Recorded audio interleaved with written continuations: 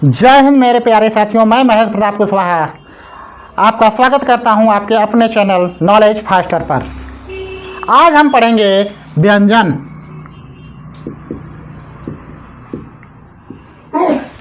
व्यंजन जिन वर्णों के उच्चारण में स्वर की सहायता ली जाए,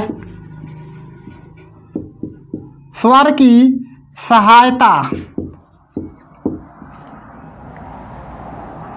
ली जाए उन्हें व्यंजन कहते हैं। अर्थात जिन वर्णों का उच्चारण स्वतंत्र रूप से नहीं होता है उसे हम व्यंजन कहते हैं। जैसे क, ख, ग, घ, अंग। ये जो है व्यंजन है। जब हम किसी व्यंजन से उसकी मात्रा को हटा देते हैं तो वह हमारा मूल व्यंजन कहलाता है।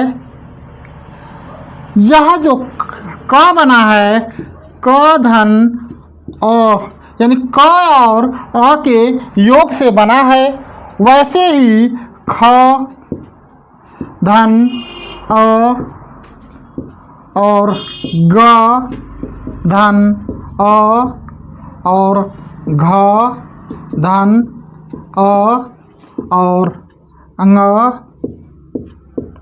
धन अ। अर्थात जितने भी व्यंजन हैं उसमें अ की मात्रा छिपी होती है। हिंदी में मूल व्यंजन,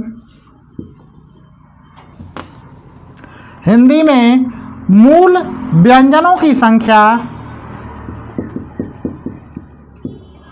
संख्या 33 होती है।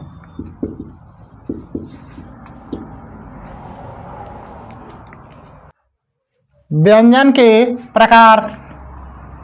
व्यंजन के मुख्यतः 3 भेद होते हैं। पहला स्पर्श व्यंजन या वर्गीय व्यंजन, दूसरा अंतस्थ व्यंजन,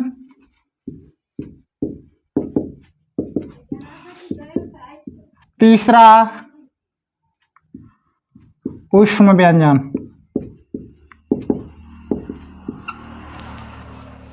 अब हम पढ़ेंगे या स्पर्श व्यंजन। जिन वर्णों के उच्चारण में हवा, कंठ, तालु, मूर्धा, दंत और ओष्ठ से घर्षण करते हुए निकले वह कहलाता है वर्गीय या स्पर्श व्यंजन। वर्गीय व्यंजन, व्यंजन को इसलिए वर्गीय व्यंजन कहते हैं क्योंकि यह क वर्ग, च वर्ग, ट वर्ग, त वर्ग, प वर्ग में लिखा जाता है। जैसे क, ख, ग, घ, अंग, च, छ, ज, झ, ञ, ट, ठ, ड, ढ, ड़, त, थ, द, ध, न, प, फ, ब, भ, म। ये जो है, ये जो 5 का जो वर्गों में जो 5 वर्णों को समाहित किया गया है, इसलिए इनको जो है वर्गीय व्यंजन कहा जाता है।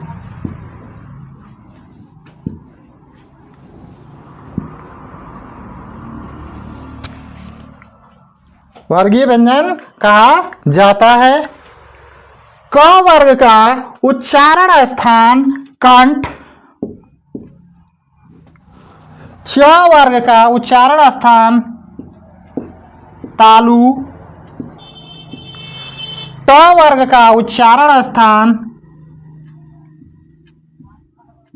मूर्धा, त वर्ग का दंत और प वर्ग का उच्चारण स्थान ओष्ठ होता है।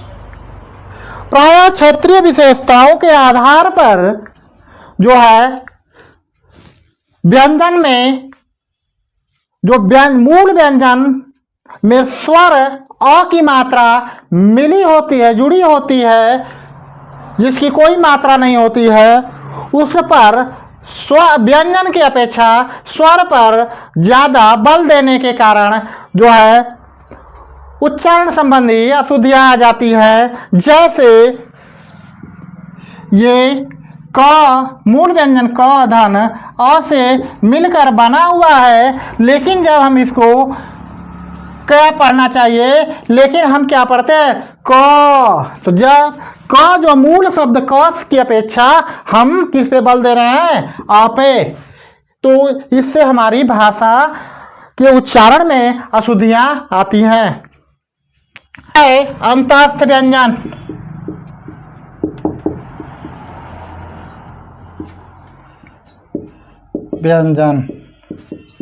अंतस्थ व्यंजनों की संख्या 4 होती है।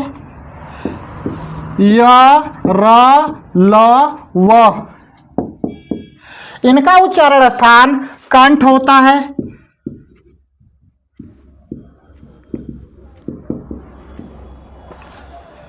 तीसरा है हमारा ऊष्म व्यंजन।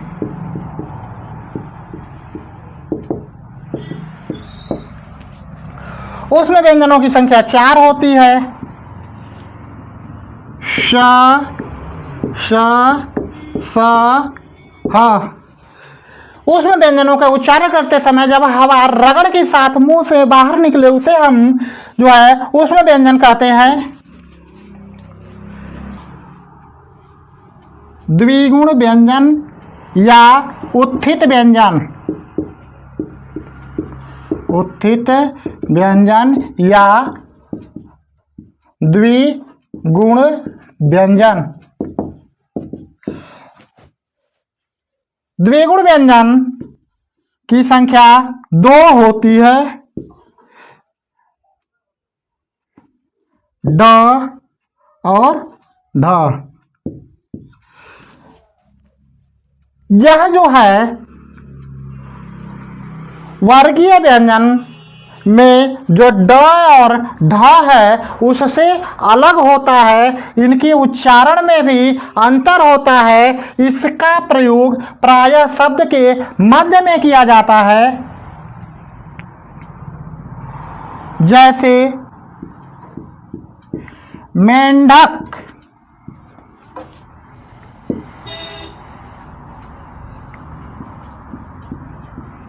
मेढ़, सड़क,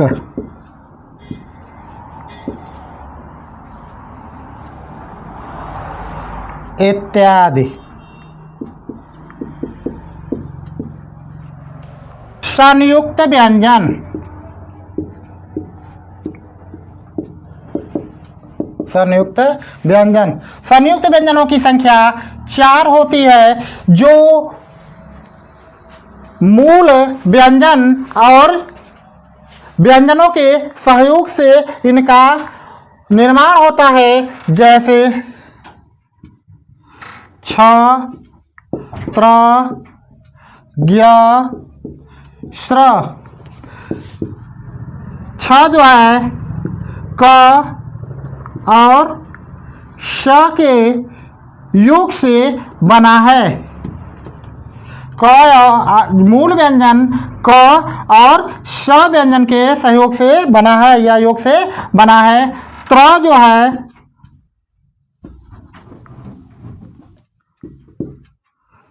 मूल व्यंजन त और र के योग से बना है और ज्ञ जो है मूल व्यंजन ज और इया वर्ण के योग से बना है और श जो है श मूल व्यंजन स और र के योग से बना है। अब व्यंजन पर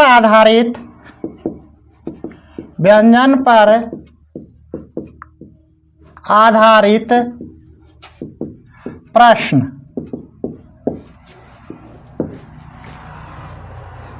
हिंदी में मूल व्यंजनों की संख्या 33। हिंदी में कुल व्यंजनों की संख्या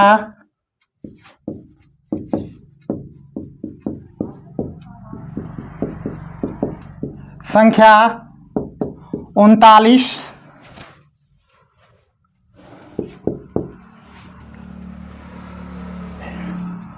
हिंदी में स्पर्श व्यंजनों की संख्या 25। हिंदी में अंतस्थ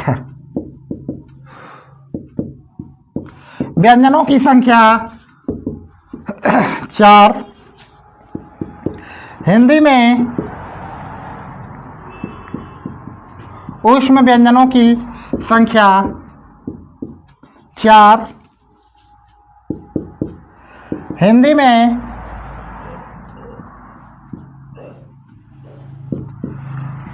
उत्थित व्यंजनों की संख्या 2।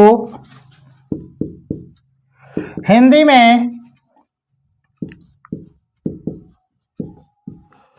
संयुक्त व्यंजनों की संख्या 4।